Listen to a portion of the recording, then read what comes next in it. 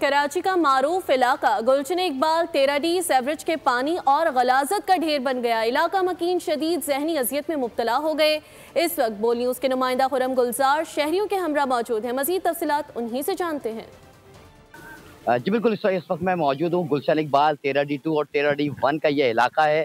मेरे रकब में आप देख सकते हैं कि किस तरह से यहाँ सेवरेज का पानी जमा है, गड्ढे पड़ गए हैं बड़े बड़े, और गाड़ियाँ किस तरह से यहाँ से डूबती हुई गुजर रही हैं। मोटरसाइकिल सवार शहरियों को और जो दीगर गाड़ी में सवार अफराद हैं उनको यहाँ से गुजरने में शदीद मुश्किलात का सामना करना पड़ रहा है। बच्चों की स्कूल वैन भी आप यहाँ से देख रहे हैं किस तरह से यहाँ गुजर रही है। यहाँ के जो मकीन है उनका यहाँ जो है वो उनका कहना है कि ज़िंदगी जो है उनकी अजीरन हो चुकी है।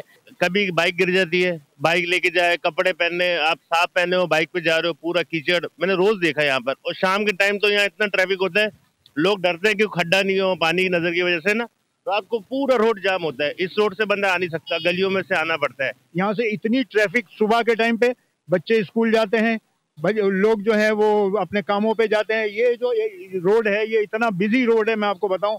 और ट्रैफिक का भी ये हाल है कि बस ये यहाँ के जो मकामी हैं उनका ये कहना है कि लगता ऐसा है कि शायद हमें आपस में चंदा जमा करके ही इस रोड की मरम्मत करानी होगी और जो सीवरेज का निज़ाम है उसको दुरुस्त करना होगा। जी सब्सक्राइब करें और बेल दबाएं ताकि कोई खबर रह न जाए।